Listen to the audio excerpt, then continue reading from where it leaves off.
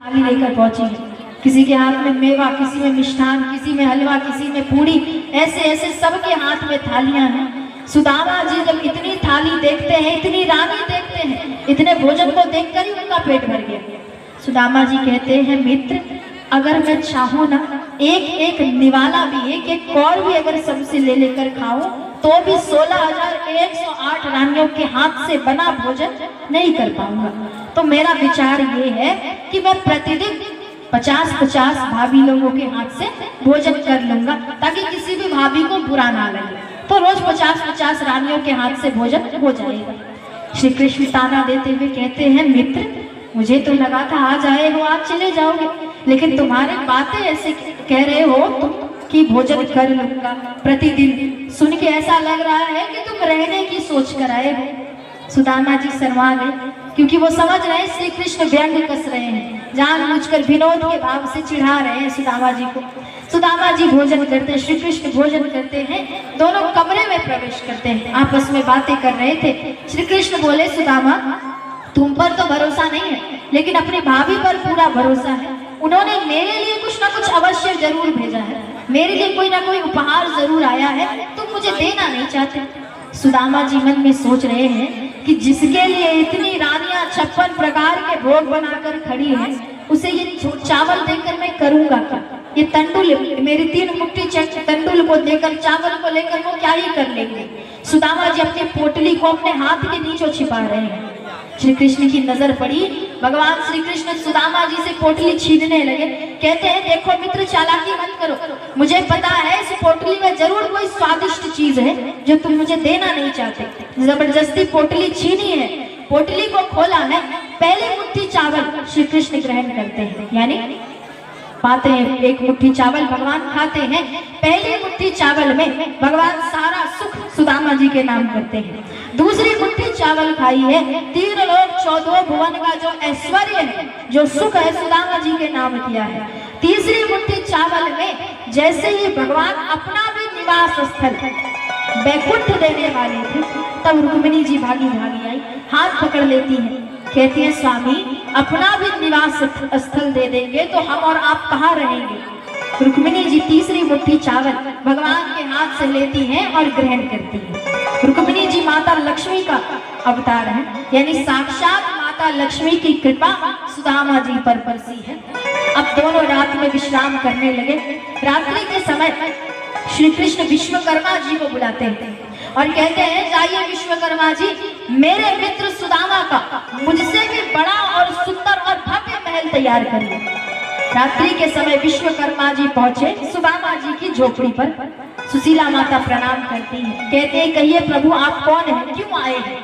विश्वकर्मा जी कहते हैं, भैया मैं विश्वकर्मा हूँ, मुझे श्री कृष्ण ने भेजा है ये कहकर कि आपके इस झोपड़ी को बड़ा सुंदर भव्य महल में परिवर्तित करना है। सुशीला माता कहती हैं, प्रभु अगर आप सचमुच मुझ पर इतनी कृपा करना चाहते हैं तो एक कृपा और करिए कि मेरी इस झोपड़ी को महल बनाने से पहले आप मेरे जितने भी पड़ोसी हैं ना, उन सभी के झोपड़ी को महल बनाइए, अंत में आकर मेरी झोपड़ी को महल करिएगा। देखिए पड़ोसन हो तो सुशीला माता जैसे अपने से पहले अपने पड़ोसियों की सोच रही है। विश्वकर्मा जी जाते हैं, नगर के सभी लोगों की झोपड़ी को महल बनाया है, अंत में सुदामा जी की झोपड़ी को सुंदर महल में परिवर्तित करते हैं। सुदामा जी 2 दिन द्वारिका नगरी में रुके, उसके तत्पश्चात सुदामा जी पुनः घर लौट रहे हैं।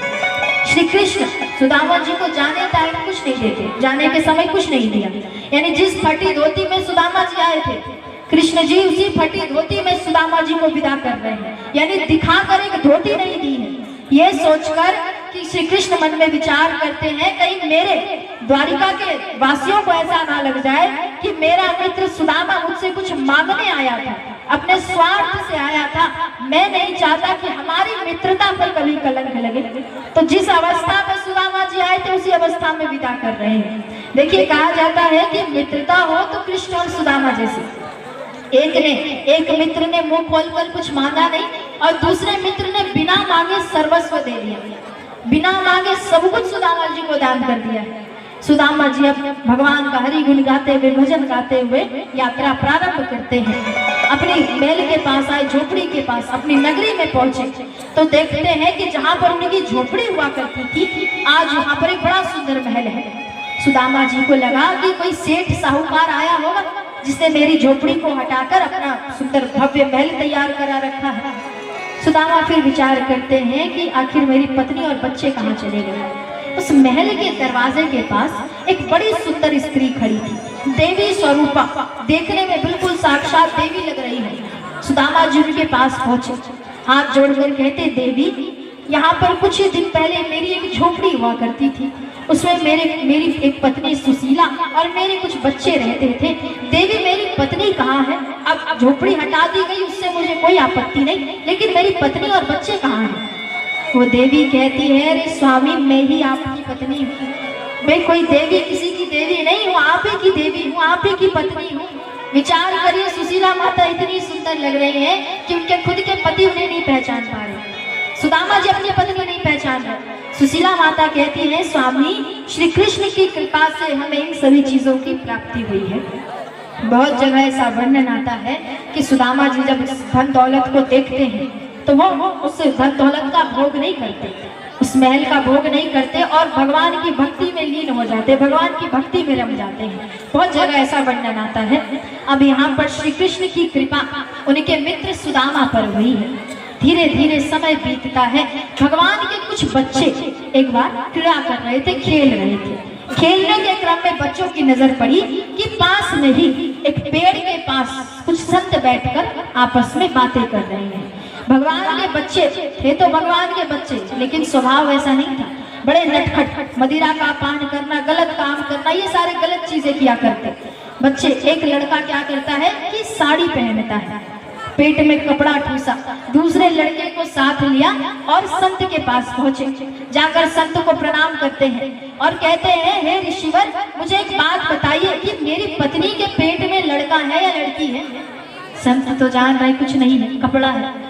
संतों को लगा अब क्या ही बोला जाए, भगवान के बच्चे हैं। संत कहते हैं, सुनो पुत्रों, अभी हमारे पास समय नहीं है, कुछ जरूरी काम कर रहे हैं। जब हमारा काम हो जाएगा ना तो हम तुम्हारे साथ खेलेंगे, लेकिन अभी नहीं, कुछ देर रुको। लेकिन भगवान के बच्चे अपनी मर्यादा को तोड़ देते हैं। कहते हैं, अरे ये संत ढोंगी है, ये नकली संत है। असली संत होते तब तो बताते कि मेरी पत्नी के पेट में बच्चा है या बच्ची है। नकली है, संत ढोंगी है। संत को अपशब्द कहने लगे। कुछ देर संत सुन रहे, बर्दाश्त करते हैं, केवल ये सोचकर कि ये भगवान के बच्चे हैं। लेकिन जब बर्दाश्त के बाहर हुआ, क्रोध में आकर कहते हैं, तुम्हारी पत्नी के पेट से एक लोहे का मूसल निकलेगा जिससे तुम सभी का विनाश हो जाएगा। बच्चे घबराते हुए, डरते हुए श्री कृष्ण के नाना जो थे उग्रसेन जी के पास पहुंचे। जाकर सारी बातें बताई हैं। कपड़ा हटाया गया तो सचमुच वहां से एक लोहे का मूसल मिलता है, कि लोहे का टुकड़ा मिलता है। उग्रसेन जी विचार करते हैं कि उन्हें इस लोहे के टुकड़े को समाप्त कर दिया जाए। उस लोहे को पत्थर पर खूब घसते हैं। अंत में जब छोटा टुकड़ा बचा, उस टुकड़े को नदी में फेंक दिया, ये सोचकर कि इस मूसल के साथ ही जो श्राप था वो भी समाप्त हो जाएगा। श्राप है, तुम सभी का विनाश हो जाएगा, यानी वंश समाप्त हो जाएगा। और ये श्राप गांधारी माता भी पहले दे चुकी हैं, तो श्राप तो लगना है, भगवान का वंश तो समाप्त होना ही है। अब इधर अचानक से मदिरा का पान करके भगवान के बच्चे आपस में झगड़ने लगे। छोटी सी बात, छोटी सी कारण, झगड़ा का कारण इतना बढ़ता गया कि वो बड़े युद्ध का रूप ले लेता है। अब भगवान के बच्चे आपस में ही युद्ध कर रहे हैं, आपस में ही लड़ाई कर रहे हैं, एक दूसरे को मार रहे हैं, पीट रहे हैं, काट रहे हैं, आपस में युद्ध कर रहे हैं। और ऐसा वर्णन आता है कि बलराम जी भी उस युद्ध को जब छुड़ाने आए तो उस युद्ध के दौरान बलराम जी भी की समाप्ति हो गई। भगवान के सारे पुत्र अपने में ही लड़के मर जाते हैं, समाप्त हो जाते हैं। देखिए, लीला को अंत करने का समय आ गया है, जिस कारण कोई ना कोई बहाना चाहिए, अन्यथा भगवान का तो जन्म हुआ नहीं था जो उनकी मृत्यु होगी। तो बलराम जी का भी जन्म नहीं हुआ था, उनका भी अवतरण नहीं हुआ था, तो बलराम जी की लीला भी ऐसे ही युद्ध के दौरान समाप्त बताई गई। भगवान के जितने पुत्र थे, पौत्र थे, सब समाप्त हो गए, वंश में कोई नहीं बचा है। इकलौते कौन बचे हैं? श्री कृष्ण बचे हैं केवल। अब सभी जान गए कि श्री कृष्ण की लीला समाप्त होने वाली है, यानी अब उन्हें अपने धाम उनको लौटना है। श्री कृष्ण सभी से मिलते हैं अंत में, अपने माता पिता सभी से, वसुदेव जी, देवकी मैया, नंद राय जी, यशोदा मैया, गोपियां, राधा रानी, ग्वाल बाल, सखी सहेली सब से भेंट करते हैं। एक शाम के समय जंगल के बीचों बीच श्री कृष्ण अपने पैर पर पैर चढ़ाकर बैठे हुए थे। एक शिकारी आता है। उस शिकारी जब भगवान के पैरों को दूर से देखता है तो उसे लगा हिरण के कान है।